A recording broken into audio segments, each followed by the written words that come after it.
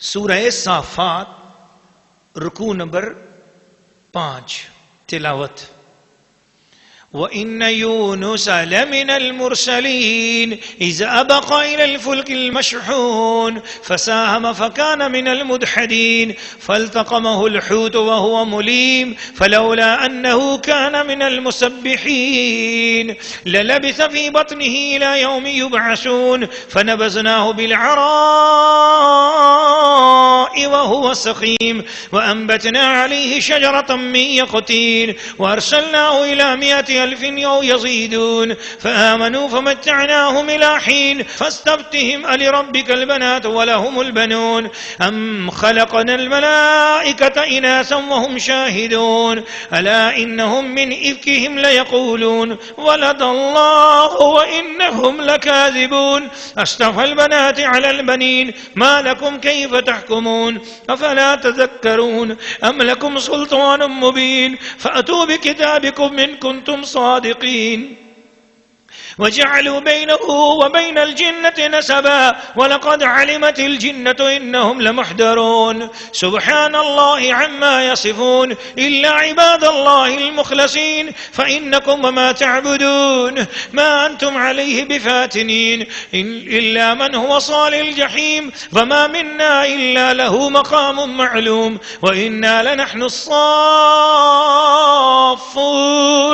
وإنا لنحن المسبحون وإن كانوا ليقولون لو أن عندنا ذكرا من الأولين لكنا عباد الله المخلصين فكفروا به فسوف يعلمون ولقد سبقت كلمتنا لعبادنا المرسلين إنهم لهم المنصورون وإن جندنا لهم الغالبون فتول عنهم حتى حين وأبصرهم فسوف يبصرون أفبعذابنا يستعجلون فإذا نزل بساحتهم فساء صباح المنذرين وتول عنهم حتى حين وأبصر فسوف يبصرون سبحان ربك رب العزة عما يصفون وسلام على المرسلين والحمد لله رب العالمين.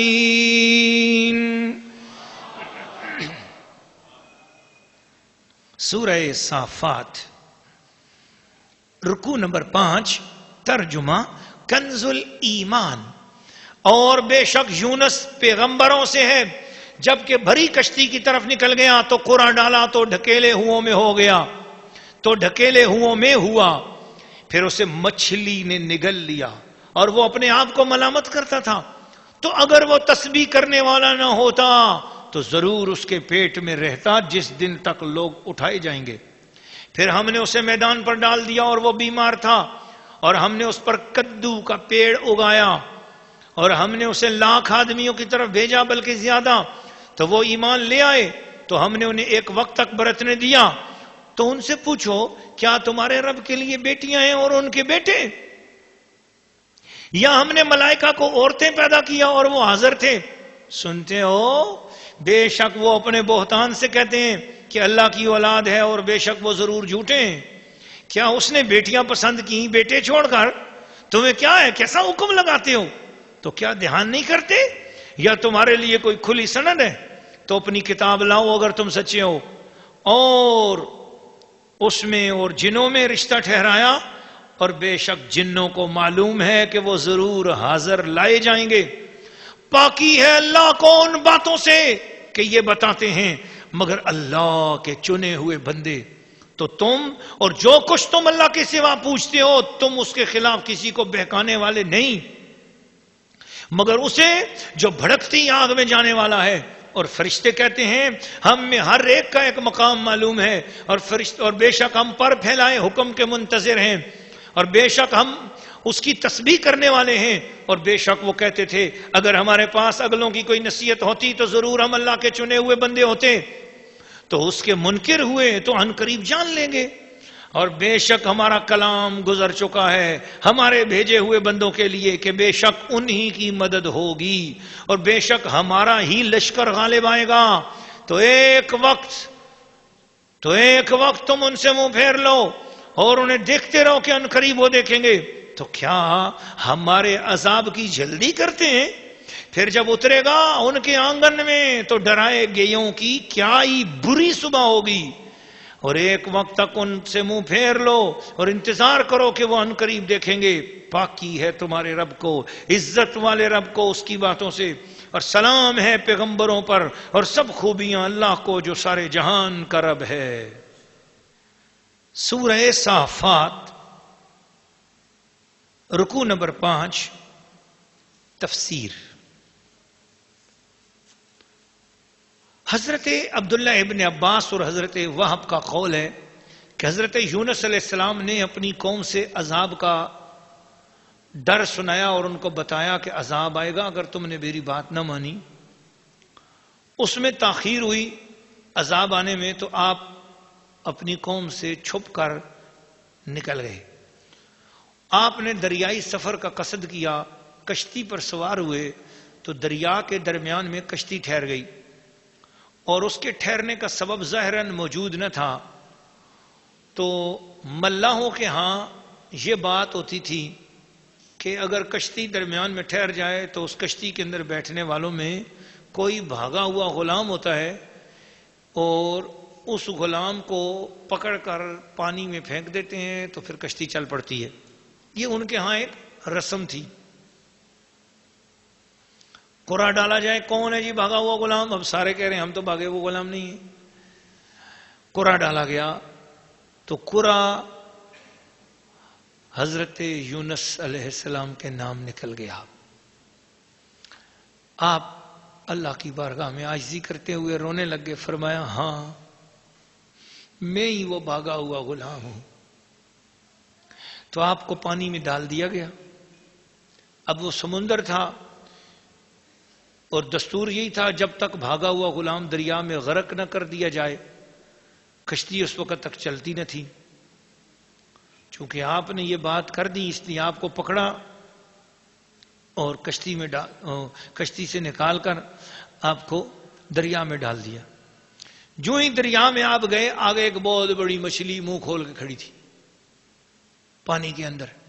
جو ہی آپ کو پکڑ کر نیچے ڈالا، اس مچھلی کے منہ کے اندر آپ پورے کے پورے چلے گئے۔ اتنی بڑی مچھلی تھی، آپ پورے اس کے پیٹ میں چلے گئے۔ مچھلی نے اپنا منہ بند کر لیا، اور حضرت سیدنا یونس علیہ السلام مچھلی کے پیٹ میں جاتے ہی یہ پڑھنے لگ گئے، لا الہ الا انت سبحانک انی کنت من الظالمین۔ یہی پڑھنے لگے، پڑھتے رہے۔ اب آپ اس تسبیح کی برکت دیکھو کہ مچھلی کے پیٹ میں ہیں، اتنی دیر میں تو سانس بند ہو جاتا ہے، بندہ مر جاتا ہے، لیکن اللہ کی تسبیح اور اس تسبیح کی شان اور نبی کا معجزہ کہ آپ یہ تسبیح پڑھتے رہے اور مچھلی کے پیٹ میں زندہ رہے۔ یہ واقعہ سنانے سے یہاں پر اللہ پاک بتانا کیا چاہتا ہے کہ لوگوں، مچھلی کے پیٹ میں اگر تسبیح کرنے والے کو زندہ رکھتا ہوں، رکھنے پر قادر ہوں، تو تم میری تسبیح کرتے رہو، میں قبر کے پیٹ میں بھی تمہیں زندہ رکھوں گا۔ اشارہ ہے۔ تو فرمایا کہ وہ مچھلی کے پیٹ میں 80 دن، 3 دن، 7 دن، 40 دن، یہ روایات ہیں۔ سب سے زیادہ روایت یہ 80 دن آپ رہے، 40 دن رہے۔ 40 دن کی روایت زیادہ مضبوط ہے۔ پھر اللہ پاک نے مچھلی کو حکم دیا کہ ان کو کنارے پہ ڈال دے۔ مچھلی آئی، اس نے اپنے اندر سے جو چیزیں جیسے وہ نکالنے کی طریقہ ہوتا ہے، اس نے اپنے منہ سے زور لگایا تو حضرت سیدنا یونس علیہ السلام کنارے پر ڈال دیے گئے۔ اللہ پاک نے وہیں پر کدو کا پیڑ اگا دیا، اور کدو کا پیڑ جو ہے ویسے بیل کی طرح ہوتا ہے، لیکن وہ ایسا تھا کہ اس طریقے سے درخت سا بن گیا، اور اس کی پوری چھاؤں جو ہے وہ آپ کے جسم پہ آ گئی، کیونکہ بدن مبارک کی کھال کچی ہو گئی تھی، نحیف و نزار ہو گئے تھے، اور اس وقت وہ کدو کی بیل آپ کے اوپر اگائی گئی تاکہ آپ کو اس کا سایہ ملتا رہے۔ اور کدو کے بیل کی سائے کی یہ بھی ایک بات ہوتی ہے کہ وہاں مکھی کوئی نہیں آتی اور کیڑا کوئی نہیں آتا، اور کوئی کیڑا بھی نہ آیا اور کوئی مکھی بھی نہ آئی، اور اللہ کے محبوب اللہ کے پیارے حضرت یونس علیہ السلام جو ہے اس کے نیچے پڑے رہے۔ اللہ پاک نے ایک بکری کی ڈیوٹی لگا دی، وہ بکری آتی تھی اور حضرت یونس علیہ السلام کے منہ میں اپنا تھن ڈال دیتی تھی، اور آپ چھوٹے بچوں کی طرح جیسے، کیونکہ کمزور ہو چکے تھے 40 دن مچھلی کے پیٹ میں رہنے کی وجہ سے، تو وہ اس کے تھن کو چوستے رہتے تھے، وہ اپنا دودھ پلا کے صبح بھی اور شام کو بھی وہ بکری دودھ پلا کے چلی جاتی تھی۔ یہ باتیں کیا بتا رہی ہیں ذرا سوچو جی۔ اولیاء اللہ انبیاء کی خدمت میں ہدیے نذرانے جانور بھی پیش کرتے ہیں، جانور بھی خدمتیں کرتے ہیں۔ نبیوں کی بڑی شان ہوتی ہے، نبیوں کا بڑا مقام ہوتا ہے۔ تو پھر اسی طرح صبح شام وہ دودھ پلاتی تھیں تو آپ کے جسم مبارک کی جلد شریف جلدی ہی وہ مضبوط ہو گئی، اور آپ کے سارے بال ختم ہو چکے تھے تو بال بھی دوبارہ آپ کے اگے اور جسم میں توانائی آ گئی۔ تو آپ پھر وہاں سے سرزمین موصل جو عراق کے پاس ہے، قوم نینوا کے پاس آپ تشریف لائے، اور اس کا بیان سورہ انبیاء کے 6 رکوع میں بھی اور 10ویں رکوع میں سورہ یونس کے 10ویں رکوع میں ہم کر چکے ہیں۔ تو پھر وہاں پر آپ پہنچے تو قوم نے آپ کا بڑا استقبال کیا اور کہا حضور ہمیں معاف کر دیں، اب ہم آپ کی غلامی کریں گے۔ تو انہوں نے غلامی کی، پھر ان قوموں کو اللہ پاک نے سلامت رکھا، اور قوم نینوا کی وہ قوم جو ہے نا بڑی اطاعت گزار رہی، اللہ نے ان سے عذاب دور کیا، انہوں نے اپنے نبی کا ادب کیا، تعظیم کی، اللہ پاک نے اس قوم کا ذکر قرآن میں بڑی تعظیم سے کیا۔ تو اب یہ بھی ایک رنگ آپ کو قرآن پاک نے دکھا دیا کہ نبیوں کو جھٹلانے والوں کا انجام کیا ہوا، اور نبیوں کی تعظیم کرنے والوں کو کیا اعزاز نصیب ہوا۔ اللہ پاک ہمیں ہمیشہ رسول پاک صلی اللہ علیہ وسلم کی تعظیم کرتے رہنے کی توفیق عطا فرمائے۔